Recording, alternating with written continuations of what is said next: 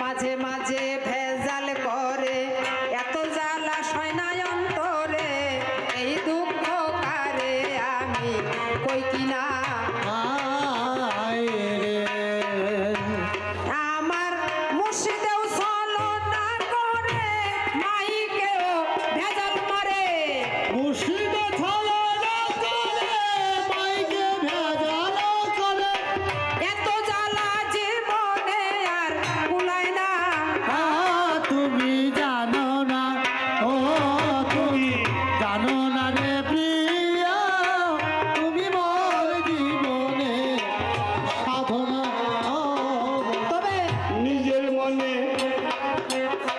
গোলমাল থাকলে এই বিশ্ব ব্রহ্মাণ্ডের প্রতি সে লক্ষ্য করে চায়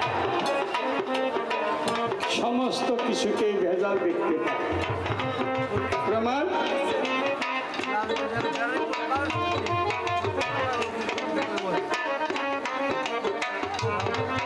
একই গুরুর দুজন শিষ্যকে বলল, তুমি একটা ভালো মানুষ আজকের দিনে নিয়ে আসো আর তুমি একটা খারাপ মানুষ নিয়ে আসো। সন্ধ্যাবেলায় দুজন একা একাই আসছে। গুরুদেব জিজ্ঞেস করছে, কিরে তোরে বলছিলাম একটা খারাপ মানুষ নিয়ে আসতে আর তোকে বলছিলাম একটা ভালো মানুষ নিয়ে আসতে। বলে গোসাই আমার চোখে খারাপ মানুষ একটাও পড়ে নাই। তুই খারাপ পাইলি না? কিরে বাপু?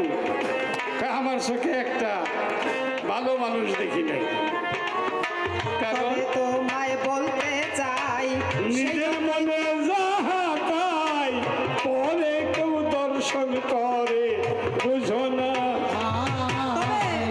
আমায় একটা প্রশ্ন করছে এখন আমার মনে পড়ছে সেই কথাটা দিব এখন বর্ণনা। বলো আমার স্বামী আমার পায়ের নিচে স্বামী হইয়া গান কইরাই আছে আমি আমার পায়ের নিচে স্বামী হয়ে আছে নিচে সতী নারী স্বামীর ছায়া পারায় না তুমি জানো না ও তুমি তাই না? জানো না রে এই যে বলো, সতী নারী যারা তুমি মোর জীবনে স্বামীকে পারা দেওয়া দূরের সাধনা কথা, স্বামীর ছায়াটাও পারায় না তারা, বেশ, তাই না?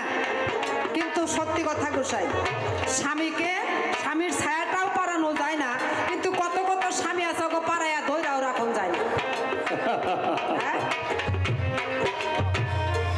তবে ইচ্ছা করে দেই নাই এখন বলি তোমার ঠাই ইচ্ছা করে দিলে আমি পারি না কারণ স্বইচ্ছায় পড়েছে তোলে এই কথাই বললাম খুলে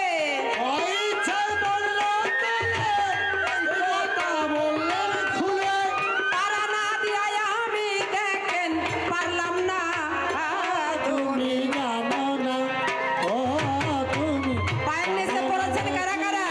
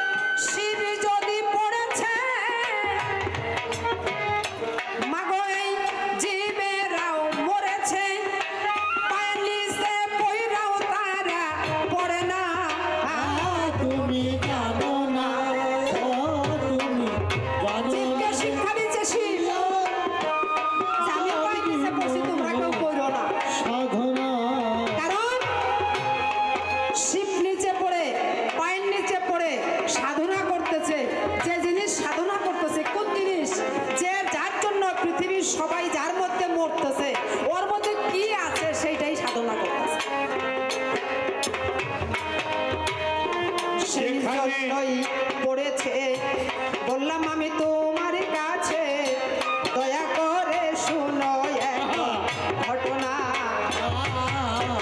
স্বামীর বুকে পাড়া দেই নাই তোমার কাছে বলতে চাই স্বামীর মুখে পাড়া দেই নাই, তোমার কাছে বলতে চাই। আসল ঘটনা তুমি মোটেই জানো না তুমি জানো না স্বামীর বুকে কখনো পাড়া দেওয়া যায় জনমনে তাহলে কলঙ্কিনী নারী হয় না গো তুমি নর্গী যে নারী নাকি পিতৃগৃহে স্বামী নিন্দা করিয়া শ্রবণ সতী দেহ ত্যাগ করেছিল জানেন যত সতী ভক্তগণ স্বামী নিন্দা শ্রবণ করেই পড়ছে আর সেই স্বামীর বুকে পাড়া দিছে আসলে এটা স্বামী নয় যিনি বিশ্ব প্রসবিনী মা আদ্যা শক্তি মহামায়া উনি ঊর্ধ্বগামী হইয়া অসুর ধ্বংস করতে চলছে Hello. অসুর নাশ করতে চলছে আর অসুর তো নাশ ওই মেয়েরাই করে নাকি নারীরাই করে নারীরাই অসুর ধ্বংস করতে পারে পুরুষে কিন্তু পারে না যে দাদা অসুর- গো আস্তে আস্তে কি হয়েছে আমি দেখছি আমাকে বাড়িতে আমার দাদা আচ্ছা আচ্ছা একটা শিল কিনে আনছিল ঠিক আছে শিল বুঝেন তো ওই যে মরিচ বাটা পুতা আছে ওইটার নাম এক নাম হলো শিল আর পাটাও কিনে আনছিল আমার ঠাকুর দাদা আজ আছে দাদা গো শিল ক্ষয়ে গেছে পাটার কি অবস্থায় আছে দুইটাই একই দেখে নমুনা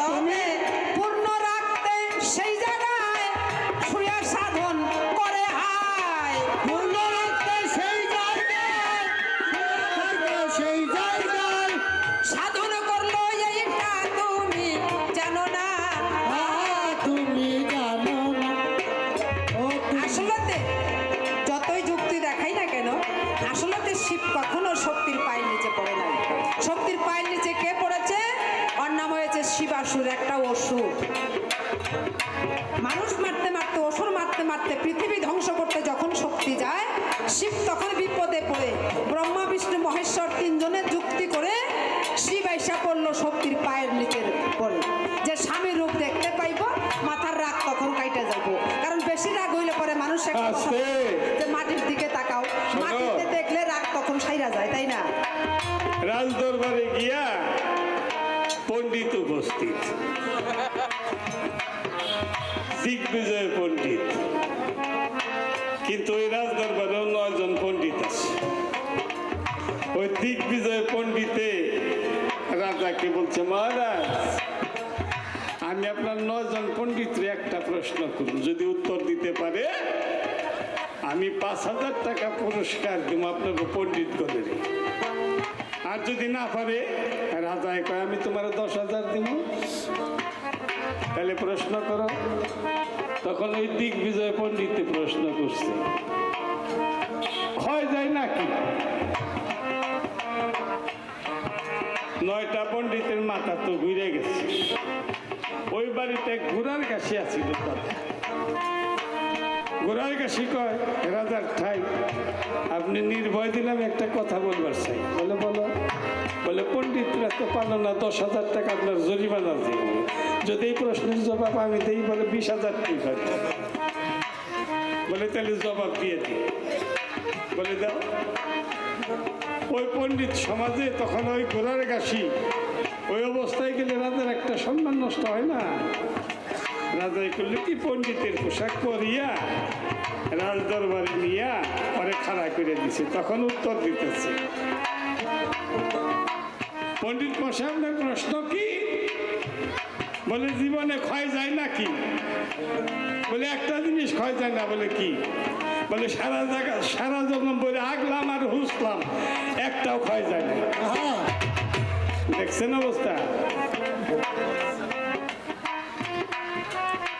আঁকছি আর পানি খরচ করছি যা তো ক্ষয় যায় না উমরেও ক্ষয় যায় না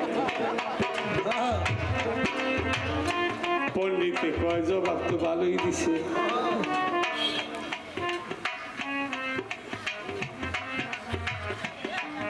$20,000 টাকা ঘোড়ার গাছিরে দিয়ে বিদায় করল কিছুক্ষণ পরে ওই পণ্ডিত জিজ্ঞেস করলো যাচ্ছে আমার পণ্ডিতে যে জবাব দিছে তা ঠিক হয়েছে না। কয়, কি আর কম মহারাজ, ওর জ্ঞান যেখানে সেখানের কথা কইছে, এটা কোনো কথা হইল? কয়, তাহলে তুমি আমার একটু বুঝিয়ে দাও জীবনে কি ক্ষয় যায় না। ওই পণ্ডিত আবার নাপিত আছে, ওই নাপিত পণ্ডিতে কয় কি, আমি জীবন ভরা মানুষের দাড়ি কামাই, চুল কাটি, এই যে কাটি আর ছাটি, কোনোদিন ক্ষয় করবার পারলাম না, খালি বাইরেই থাকে ওটা। নাপিতের জবাব আর গোড়ার গাছির জবাব প্রায় একই ধরনের। তাই বলে তোমার নাপিত কইবার চাই না, গোড়ার গাছিও কইবার চাই না। যাহা বললে আমার কাছে এতে কিছু বলবার আছে, পেলেম না মনে আমি সান্ত্বনা। এবার আমার কথা তুমি নাও, সময় বুঝে পারি দাও। আমার কথা তুমি না সময় বুঝি পারি দাও, শেষ করে তুমি কান্ডারি পাবে না। তুমি জানো তোমার না কাছে বলতে চাই, আমায় বললে তুমি তাই, আমার হতে হবে দেখো সান্ত্বনা। কথা মনের মতো হইলে পরে তবেই যাব তোমার ধারে। তবে যাব তোমার ধারে, অনুমাইনা কথায় আমি বুঝি না। তুমি জানো না, ও তুমি জানো না রে। বর্তমান গুসাইরা এমনই, যদি বয়াত পড়াইবার যায়, যদি ভক্তেরা কয় গুসাই এইটা কি ওইটা কি, কয় কি আগে বয়াত করে না তারপরে বুঝামু, তারপরে ঘন্টাও না। হ্যাঁ?